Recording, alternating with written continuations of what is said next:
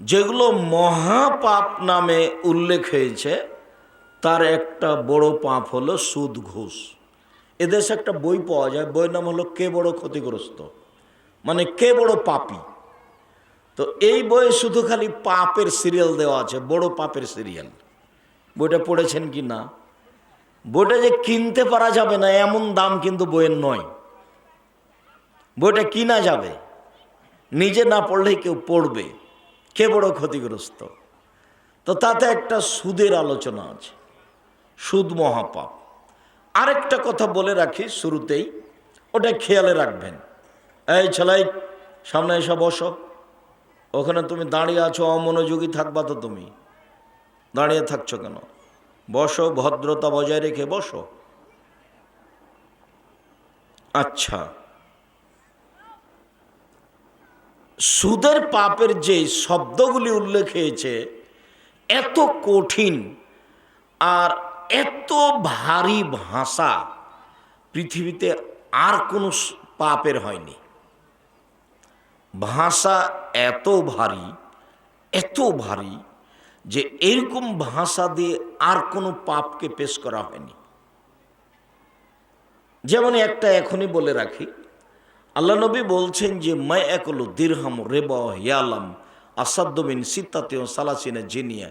কেউ যদি জেনে শুনে 1 টাকা সুদ খায়, 36 বার জেনা করে যত পাপ হবে, 1 টাকা সুদ খেলে তার চেয়ে বেশি পাপ হবে।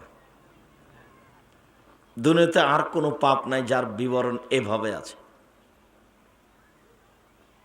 সেটা আপনার মদ হোক, সেটা মানুষকে হত্যা করা হোক, সেটা জুলুম নির্যাতন অন্যায় অবিচার রাহাজানি হোক, সেইটা আপনার বাপ মায়ের অবাধ্য চলা হোক, যত দুনিয়াতে বড় বড় পাপ আছে এমন কোনো পাপ নাই যার ভাষা এরকম। 1 টাকা যদি কেউ সুদ খায় তো 36 বার জেনা করে যত পাপ হবে। জেনার পাপ তো মহাপাপ, ও একটা ভিন্ন সাইডের পাপ, ওর গতিবিধি ভিন্ন।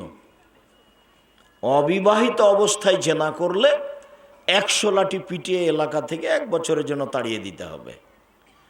বিবাহ করার পরে জেনা করলে তাকে ইট ঢেল পাথর দিয়ে মেরে মেরে মেরে ফেলতে হবে, বাঁচার পথ নেই।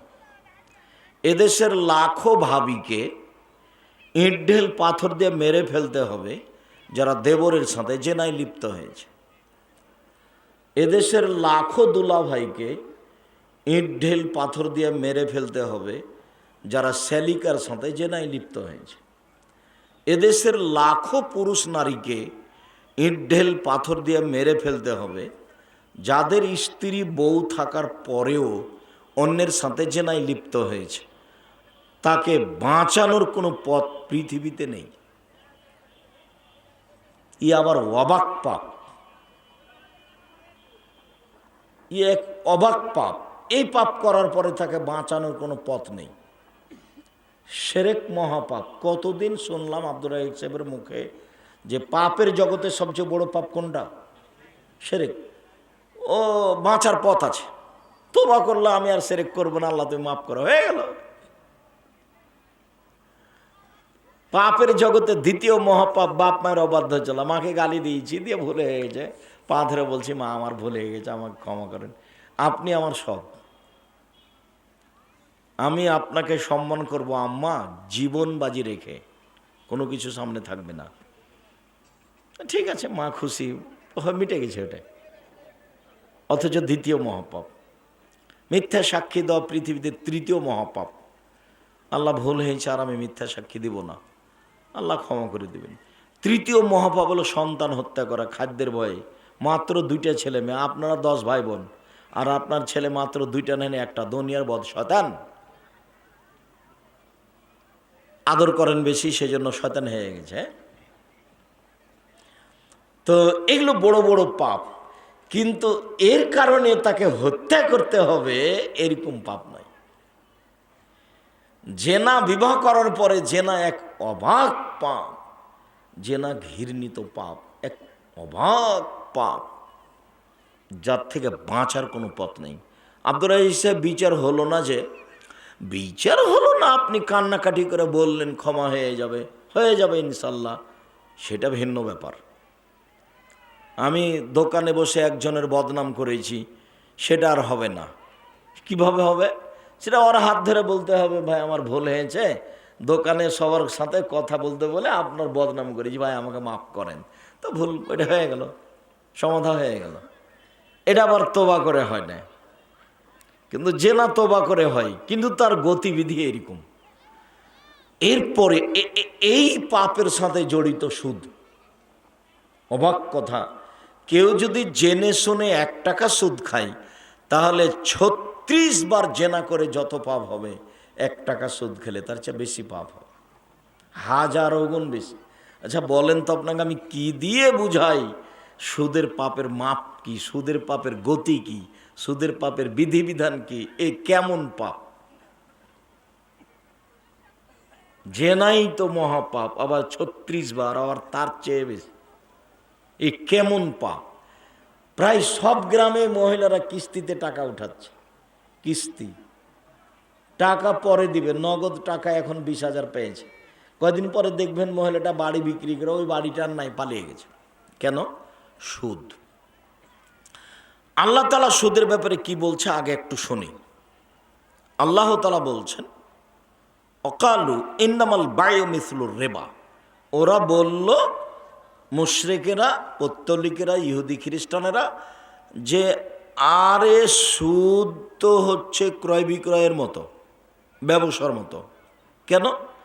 সুদেও টাকা বাড়ে, ব্যবসাতেও টাকা বাড়ে, দুটাই সমান। এইটা মানুষেরা বলল। তখন আল্লাহ বলছেন, বলো কি? ওয়াহাল্লাল্লাহুল বায়া হারামার রিবা। আল্লাহ চিরদিনের জন্য সুদকে হারাম করেছেন আর ব্যবসাকে হালাল করেছেন। ওরা কি বলল? আরে কি বলেন আপনারা, সুদও যা, ব্যবসাও তাই। কেন? এটাও তো টাকা বাড়ে, এটাও তো টাকা বাড়ে, তাহলে দুটাই একই জিনিস হলো, বোঝা যায় না? তো আল্লাহ বলছেন, কি বলো, একই জিনিস কেন হবে? ওটা হলো হারাম চিরদিনের জন্য, আর এটা হলো হালাল চিরদিনের জন্য, তো একই হলো কিভাবে?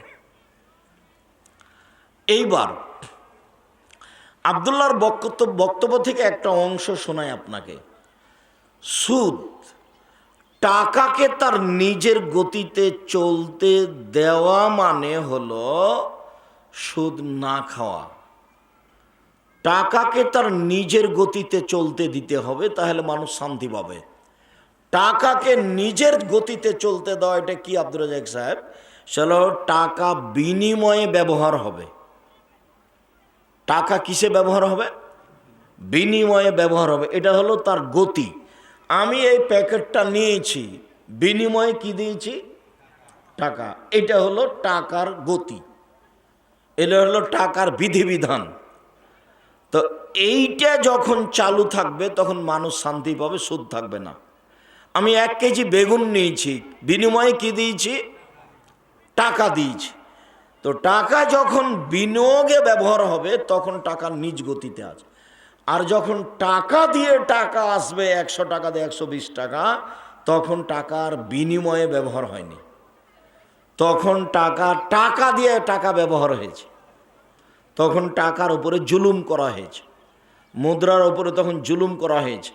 টাকা যদি কথা বলতে পারতো, তাহলে আপনার কান ঝালাফালা করে দিত, ছি ছি ছি ছি ছি, আপনি আমাকে এভাবে ব্যবহার করছেন কেন? আমি তো এই জন্য জন্ম নিনি, আমি তো এই জন্য জন্ম নিনি, আমি বিনিময়ে, আমি বিনিময়ে, আমি বিনিময়ে।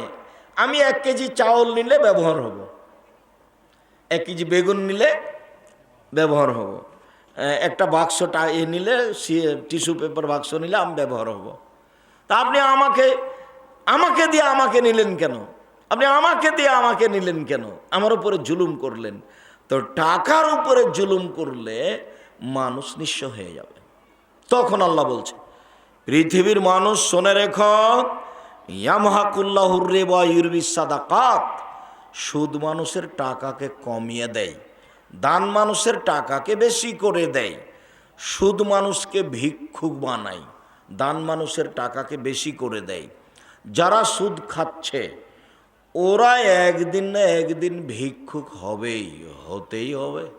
ও হবে, না হলে তার ছেলে হবে, না হলে তার নাতি হবে, ভিক্ষুক হতেই হবে ইনশাল্লাহ। ও তো আল্লাহ বলেছেন, আমি আর আপনি ইনশাল্লাহ বললে হবে, না বললে।